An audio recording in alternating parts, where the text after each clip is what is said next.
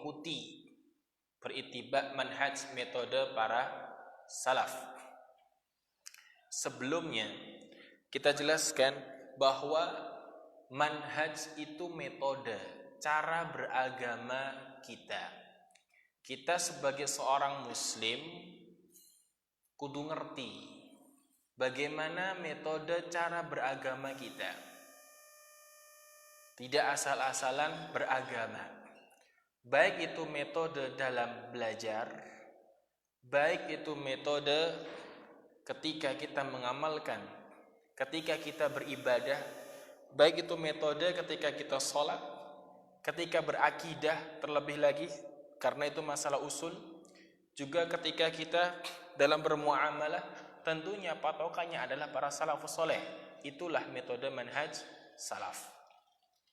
Sehingga setiap ibadah dan muamalah kita,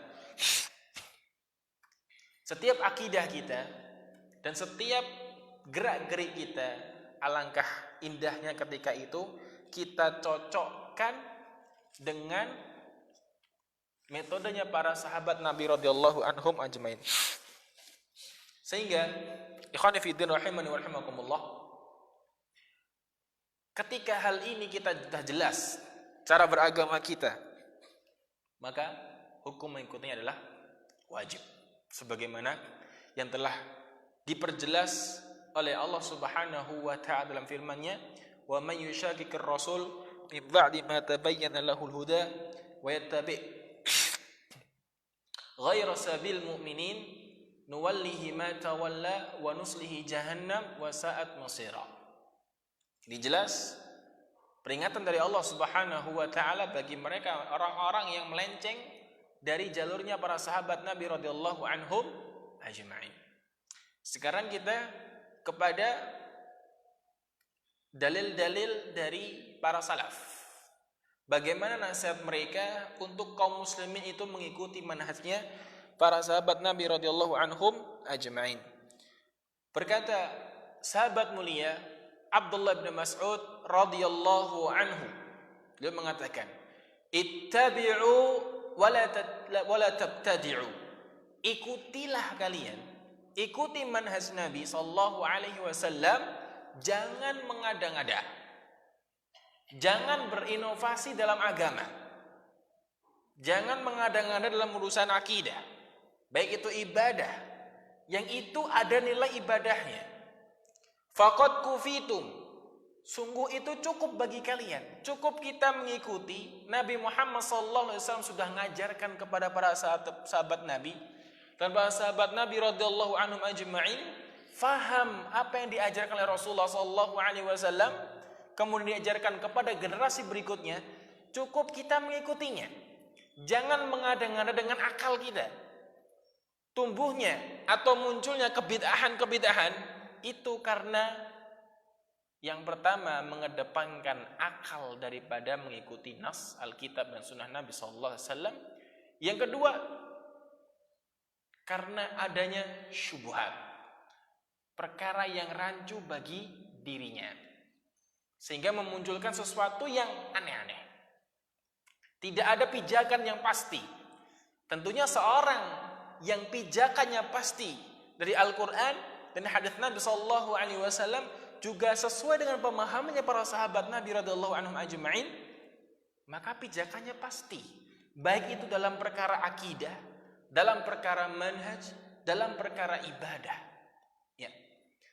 Kata beliau radhiyallahu an, faqad kufitum kullu bid'atin dhalalatun. Setiap kebid'ahan itu kesesatan. Yang dimaksud bid'ah di sini adalah bid'ah dalam agama. Ya. Inovasi yang dimaksud di sini adalah dalam urusan agama. Ya.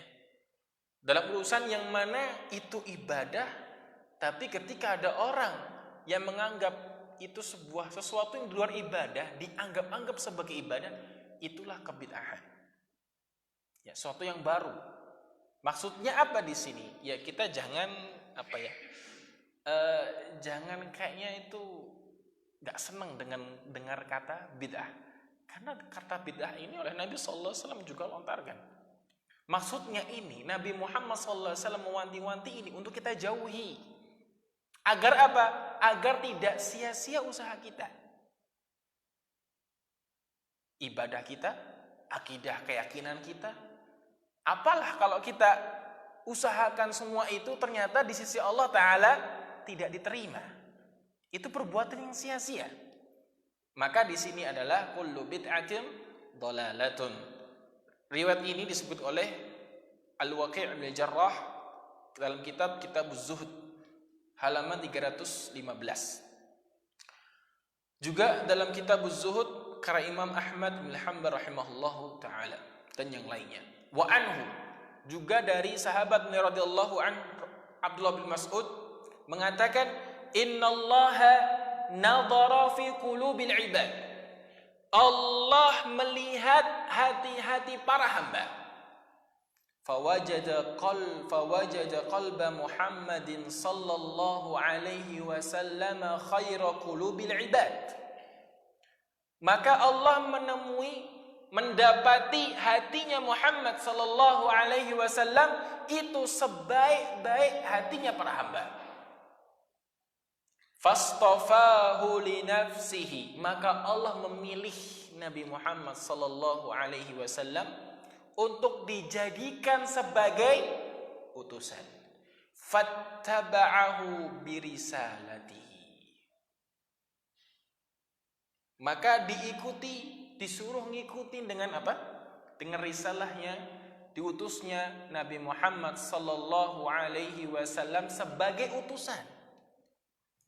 Thumma nadhara fi qulubil ibadi ba'da qalbi Muhammadin sallallahu alaihi wasallam.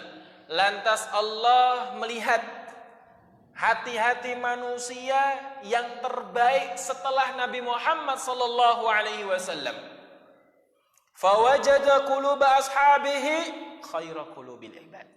Maka Allah mendapati hati-hatinya para sahabat itu sebaik-baik hatinya manusia itu hamba-hamba Allah Ta'ala.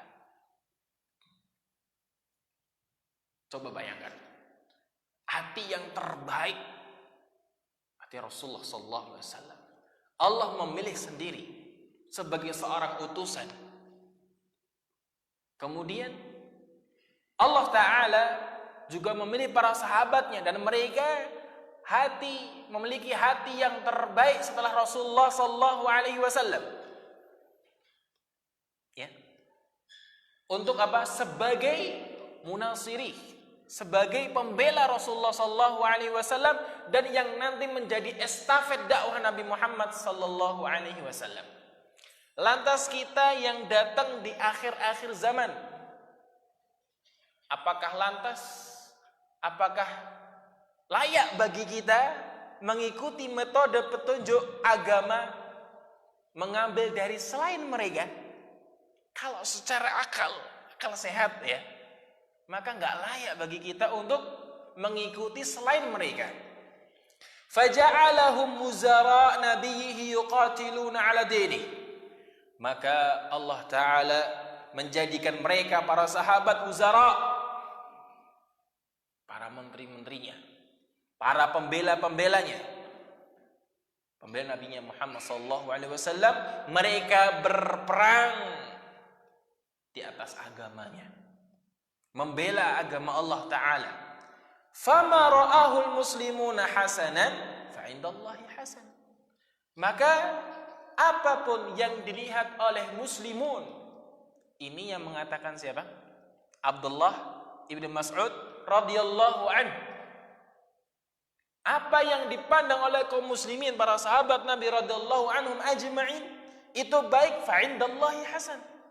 Maka di sisi Allah tentunya baik pula. Wa ma ra'auhu sayyi'an fahuwa 'indallahi sayyi'. Dan apa yang mereka lihat itu buruk, maka di sisi Allah pun begitu pula buruk. Lantas mau kemana kita mengambil jalan beragama ini kalau bukan kepada selain kepada siapa? Para sahabat Nabi radhiyallahu anhum ajma'in. Kepada siapa lagi? Ini disebutkan dalam riwayat Imam Ahmad dalam musnadnya. Disahihkan isnadnya oleh Syekh Ahmad Syakir. Qala al-Imam al-Auza'i rahimahullah, berkata al-Imam Auza'i rahimahullahu taala, isbir 'ala sunnah, sabarlah kamu di atas sunnah. Sabar. Ya, kadang kita mengamalkan sunnah itu ya sudah mesti banyak cemoohan, banyak celaan, ya, banyak gunjingan. Biarin aja. Kita yang penting isbir, sabar.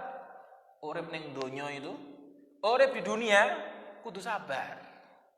Ya, kita hidup itu butuh kesabaran.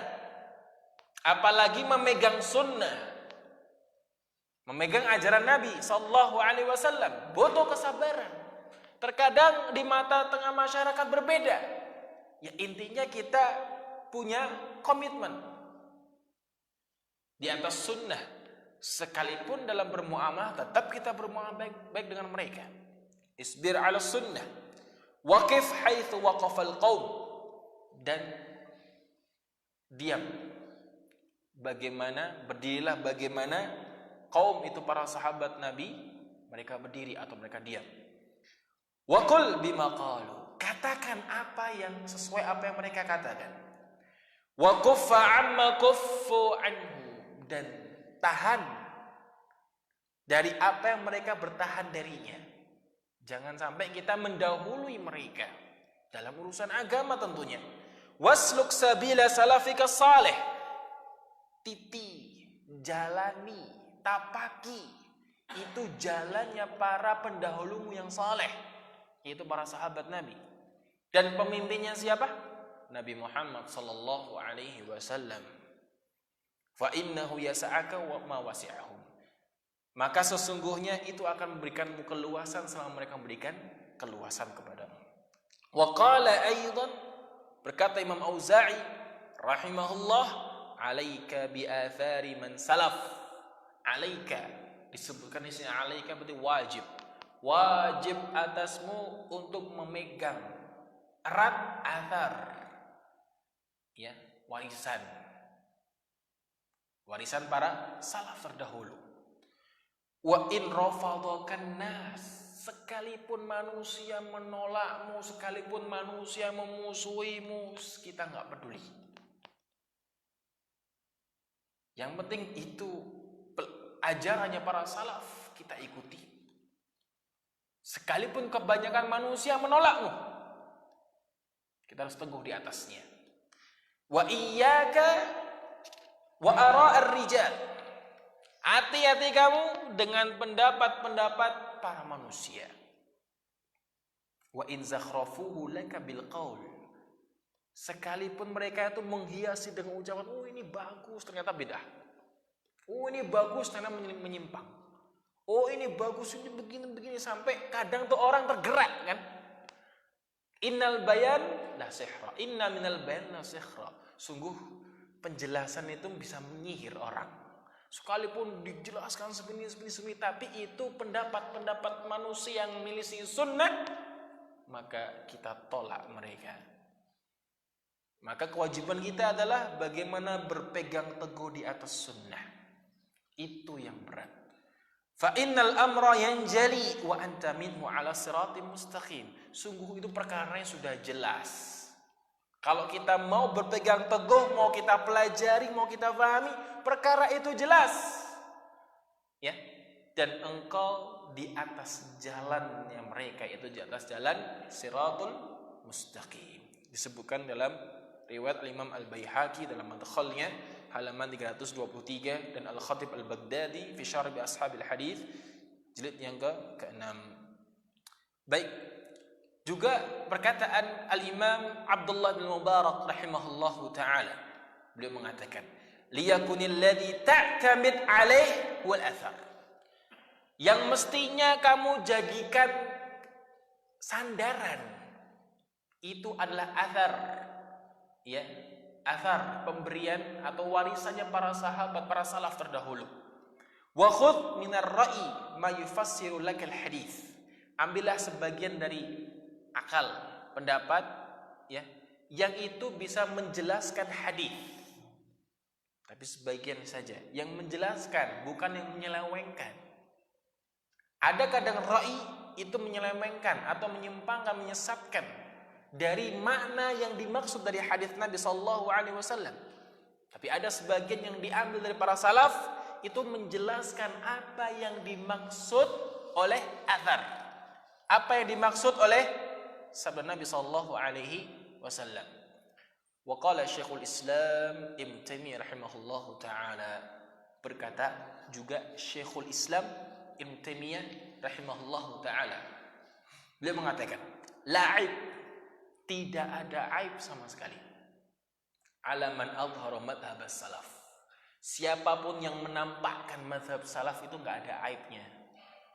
Bahkan kita apa? Harusnya bangga.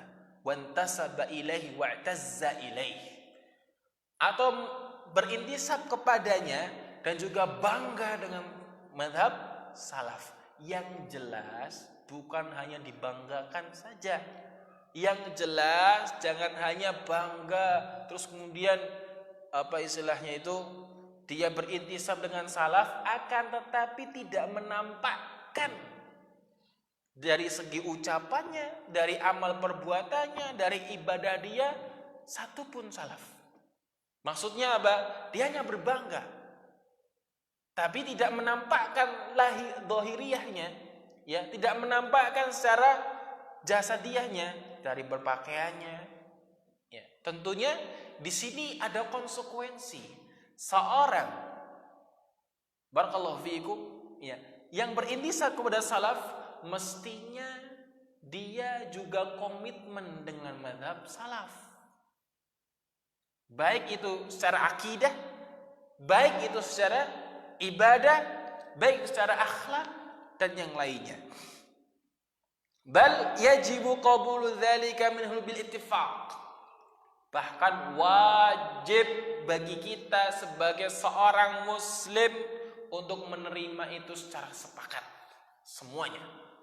Karena itu ajaran, ya. Karena itu metode bagaimana kita memahami agama ini. Fa inna madhhab salaf la yakunu illa haqqa. Karena madhab salaf itu tidak terjadi kecuali di atas al-haq, di atas kebenaran. Disebutkan dalam kitab Majmu' Fatawa. Berkata Imam Ibnu Katsir rahimahullahu taala, beliau mengatakan, Imam Ibnu Katsir, "Falinnasi fi hadza maqalatun katsiratun jidda." Maka di antara para ulama ahli ilmi di sini beberapa perkataan-perkataan yang begitu banyak sekali. Laisa hadza mawdi'an li bastiha. Bukan tempatnya untuk mensederhanakan dalam urusan ini. Wa inna ma yuslaku fi hadzal maqam madhhab as-salafis salih. Yang tentunya apa yang menjadi pijakan seseorang itu adalah madhab salaf. Dalam urusan agama apapun, jadi pijakan dia, patokan dia adalah madhab salafus salih. Kamalik wal Auza'i wal Thawri, sebagaimana kita mengambil dari Imam Malik, Al-Auza'i, dari Imam Thawri, juga Imam Laits Ibn Sa'ad, itu beliau juga termasuk dari rijalnya Imam Bukhari, wa Syafi'i wa Ahmad bin Hanbal wa Ishaq, itu Ishaq ibnu Rahuyah. Qala Syekh Bakar ibn Abdullah Abu Zaid, berkata Syekh Bakar ibn Abdullah Abu Zaid rahimahullahu ta'ala, beliau mengatakan, kun ala jadatis salaf, jadilah kamu seorang salaf yang teguh.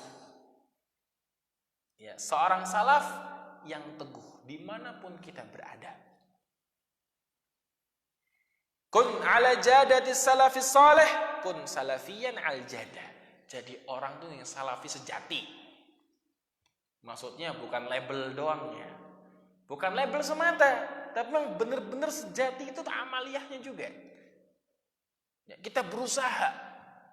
Sekalipun ada beberapa kesalahan, ya kita perbaiki. Manusia nggak ada yang sempurna, tapi kita berusaha untuk menjadi sosok yang sempurna.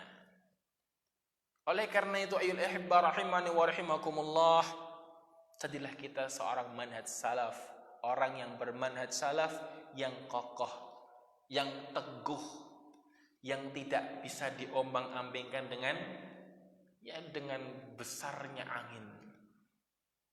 Ya, dengan besarnya angin, banyak fitnah, banyak syubhat, banyak syahwat dan seterusnya. Kita harus teguh, kita berusaha karena kita pengen selamat dalam beragama ini. Tariqus salafus salihu minas sahabati radhiyallahu anhum faman ba'dahum. Di atas mana ini maksudnya? Maksudnya jalannya para salafus salih dari kalangan sahabat radhiyallahu anhum faman ba'dahum, dan siapapun setelah mereka yang mengikuti para sahabat Nabi radhiyallahu anhum. Mimman qafa atharahum fi jami' abwabiddin. Siapapun yang dia berdiri tegak di atas jalan mereka dari seluruh berbagai pintu agama. Yang pertama tauhid. Tauhidnya kudu ala manhaj salaf. Harus itu. Ya, kita kudu karena ini urusan usul. Urusan apa? Dasar pokok. Juga wal ibadat, dan perkara-perkara ibadah kita harus cocokkan dengan mereka. Ibadah saya itu sudah baik belum? Apalagi urusan akidah, urusan tauhid, sudah pas belum? Baik urusan rububiyah, urusan uluhiyah, peribadatan, ya, baik urusan asma wa sifat. Maka nggak bisa kok pilih-pilih, ya, pilih yang menurut saya baik saya ambil, kok tidak buang. Itu bukan alamat salaf. Kalau kita dalam beragama itu, ya, yang nggak enak bagi kita sama yang enak bagi kita semua kita ambil.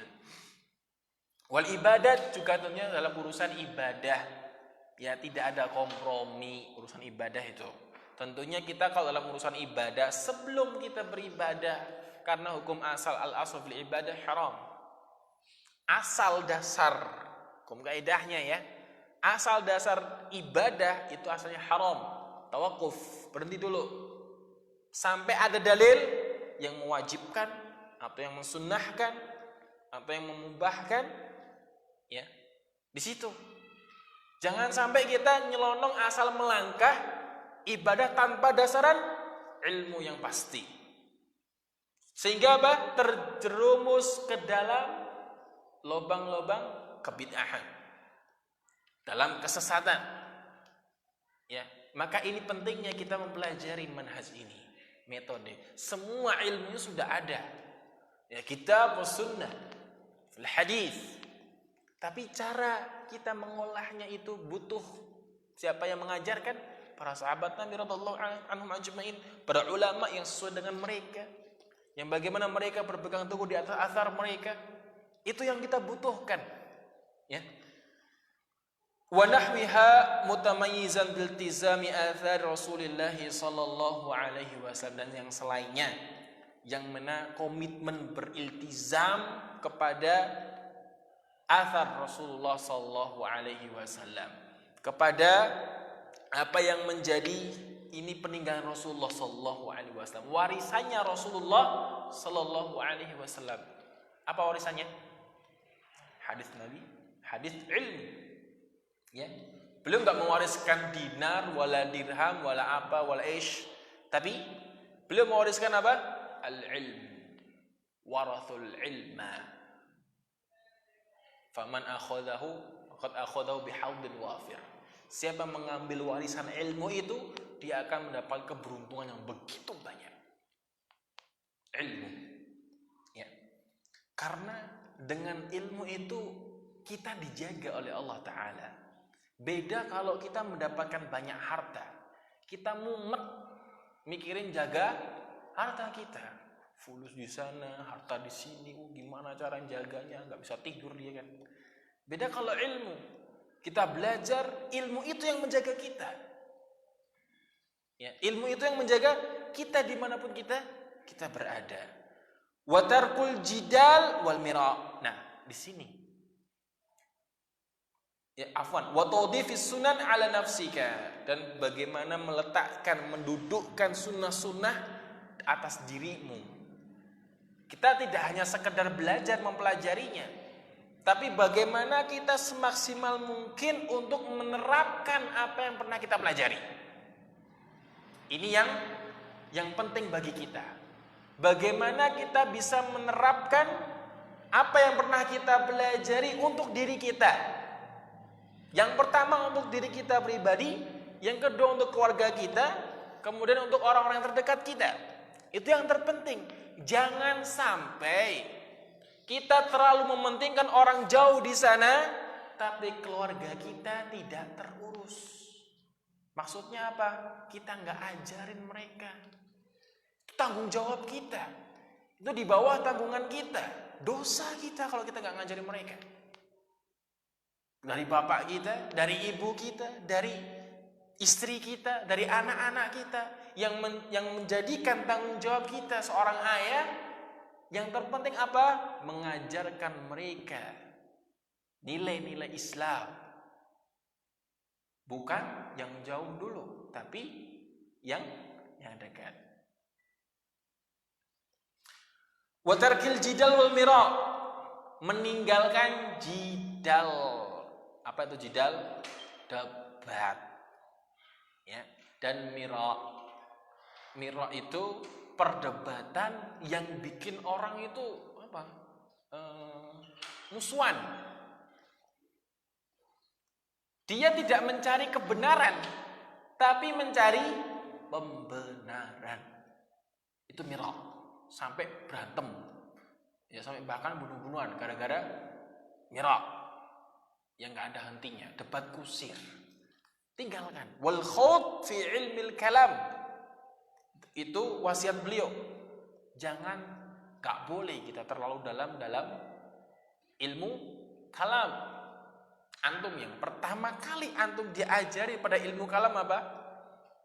Kalau dalam kita, konsep kita manhaj salaf itu, ya, dalam masalah ilmu yang pertama kali kita disuruh untuk meyakini, ya enggak? Meyakini yang usul dasar. Tapi ilmu kalam tidak. Gimana caranya kamu untuk meragukan itu yang sesuatu yang sudah yakin? Itu ilmu kalam. Berkata Imam Ahmad bin Hanbal rahimahullah ta'ala, orang yang pertama kali belajar ilmu kalam, ya, dia merasa bangga gitu. Lama-lama dia terlalu dalam ilmu kalam, lama-lama dia ngerti itu. Kok makin lama makin gila saya. Makin dia terlalu apa istilahnya, semakin ngerti, semakin dia bingung di situ. Bahkan sebagian kawan kita, ya dulu, sebagian kawan kita itu dia belajar dengan ilmu kalam, juga ngaji dengan kitab tauhid. Bingung dia, ini mana yang benar? Ini ngajarin yang ini kok bertentangan sama sekali. Tapi yang inilah yang sesuai dengan dalil. Ini isinya kalam tok istilahnya. Istilahnya meragukan sesuatu. Bahkan bagaimana sebisa mungkin Allah Ta'ala diragukan. Itu mereka.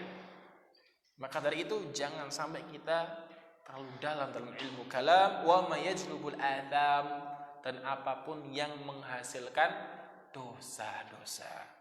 Disebutkan dalam Hilyah Talibul Ilm halaman 34. Nah, ini ya hibba rahimani wa rahimakumullah,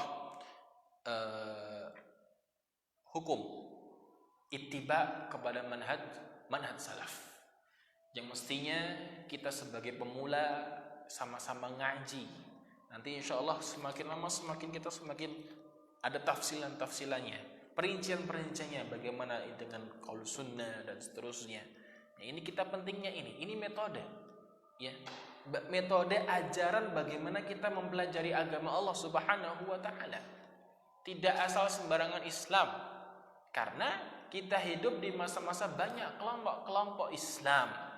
Tentunya kita mencari kelompok yang selamat, yaitu yang sifatnya sesuai Alkitab dan Sunnah Nabi Sallallahu Alaihi Wasallam, apa yang difahami oleh para sahabat Nabi radhiyallahu anhum ajma'in. Itu pentingnya kita, ya.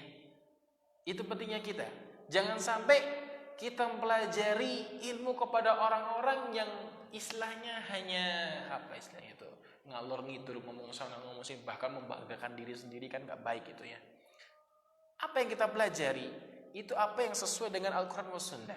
Kita pelajari dan kita amalkan sebisa mungkin. Kita harus kuat mengamalkannya dan teguh di atasnya.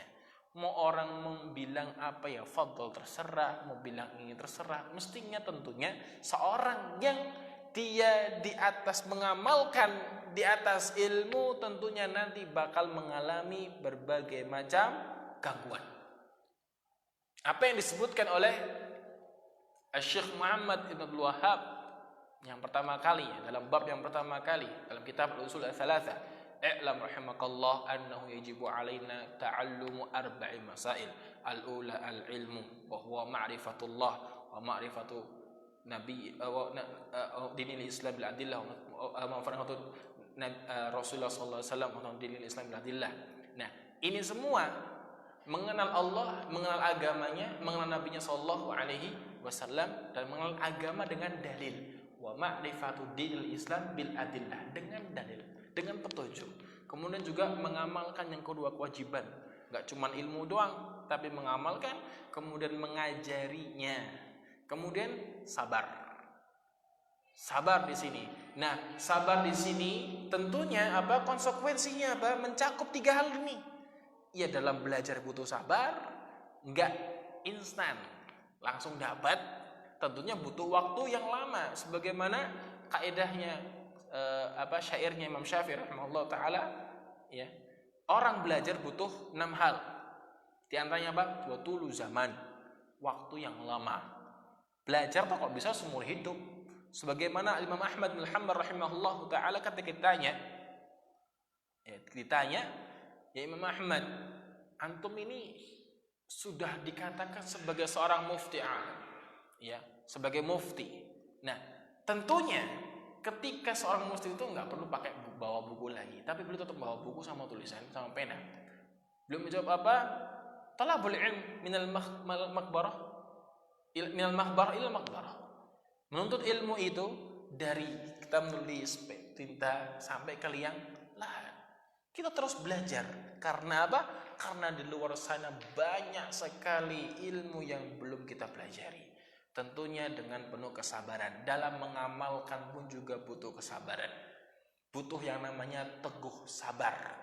Ya, selama kita berpegang di atas sunnah, di situ kita butuh kesabaran. Allah Subhanahu wa taala berfirman, isbiru wasabiru warabitu wattaqullaha la'allakum tuflihun. Ya ayyuhalladzina amanu isbiru, wahai sekalian orang-orang beriman, sabarlah kalian. Ya, sabar. Orang kita butuh sabar. Dalam mengarungi kehidupan pun juga butuh kesabaran. Wasabiru, terus tahan terus dalam kesabaran. Warabitu, terus ikat dengan agama Allah Ta'ala. Wattaqullah, takwalah kalian kepada Allah Ta'ala. Iringi dengan takwa. Kesabaran tidak diiringi dengan ketakwaan itu akan jadi sia-sia. Kesabaran seorang tanpa diiringi dengan ketakwaan kepada Allah Ta'ala itu akan menjadi sia-sia. Seorang yang sabar dibarengi dengan ketakwaan, sabarnya ini dia mengharap ridhonya Allah Ta'ala. Sabarnya dia mengharap pahala Allah Ta'ala. Beda hanya orang yang sabar tapi tidak diiringi dengan takwa Allah, bisa jadi sabarnya dia itu untuk mencapai tujuan dunia semata. Tapi kalau orang sabarnya itu dibarengi dengan takwa Allah, kesabaran dia itu dia berharap akhirat nanti di surganya Allah Subhanahu wa taala. La'allakum tuflihun. Semoga kalian menang. Semoga kalian bahagia dan beruntung. Di sini keberuntungan kita ketika kita mau sabar dalam mengamalkan sunnah ini, insya Allah akan kita beruntung. Tentunya dengan penuh kesungguhan dan kesabaran. Juga dalam berdakwah, dalam mengajarkan, juga butuh dengan untuk kesabaran pula. Ya, enggak setahun 2 tahun saja. Ya, kalau sedikit jamaahnya, terus kemudian malas kan gitu. Enggak seperti itu. Bahkan Syekh Muhammad bin Shalih Al-Utsaimin rahimahullah taala, beliau selama 10 tahun ngisi kajian yang datang cuman 2 orang. 3 orang, 4 orang. Masya Allah. Tapi beliau tetap ngisi. Subhanallah. Ya. Bahkan sebagian anak yang temuin sendiri. Di Masjid Nabawi ada seorang syekh yang dengerin cuma 1 orang. Di zaman sekarang, subhanallah. Beliau tetap semangat mengajar. Ya, maka itu butuh kesabaran. Bahkan baik diancam untuk dibunuh, ya, diancam diperangi, sabar, terus maju, pantang mundur. Allah akan menjaga kita semua. Selama kita di atas kebenaran, Allah bersama kita. Ihfadillah yahfadka. Ihfadillah tajidhu tujahaka. Jagalah Allah, jagalah ajaran-ajaran Allah Subhanahu wa taala. Jaga atur-aturannya, jaga syariat-syariatnya. Allah akan jaga kita. Selama kita menjaga agama Allah taala, terus berusaha berdakwah di jalan Allah dengan cara yang benar, di atas kebenaran, tidak perlu kita takut. Yang kita butuhkan adalah keberanian dan kesabaran. Ya, orang yang nggak sabaran tuh kadang orang yang mengharapkan hasil. Udah lama-lama dakwah, udah ngajarin, kok nggak ada jamaahnya? Ya nggak masalah. Yang penting apa? Tujuan kita dakwah mengajarkan itu bukan hasil, tapi itu sebagai kewajiban kita untuk menyampaikan kepada umat kebenaran.